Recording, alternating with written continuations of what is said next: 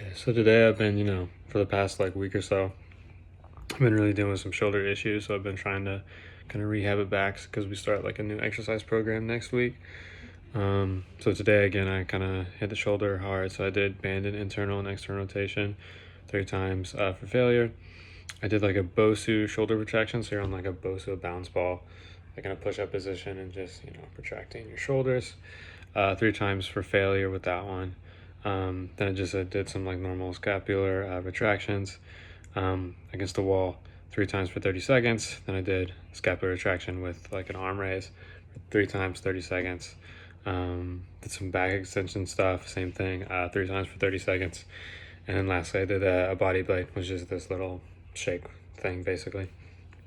And I did that in internal rotation, and then in scaption, I did that 3 times for 30 seconds. And this week I'm going to talk about the energy systems and kind of how they work together. The best way to kind of look at it, at least for me, is like not as like a light switch, but like a dimmer, so that they all the systems, PCR, glycolysis, the aerobic system, ETC, Krebs, all that fun stuff. They're never off, so they're pretty much always working, always on.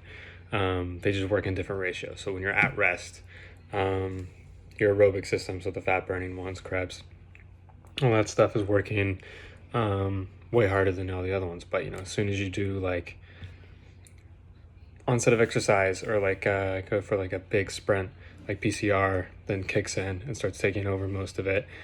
Does that 1 to 5 second burst, and as you get more and as the stores kind of dip, your body starts pumping into glycolysis, really pushes that.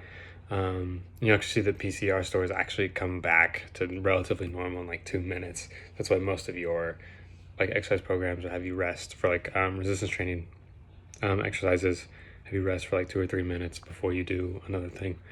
Anyway, yeah, so onset you have PCR, then as you continue to do glycolysis, and then even as that progresses, if it goes on longer and longer, so you're running a mile or 2 or 3 miles like a marathon, your body will kind of recognize that and then kick in really into the like aerobic set. So pulling in those fat stores and burning those instead.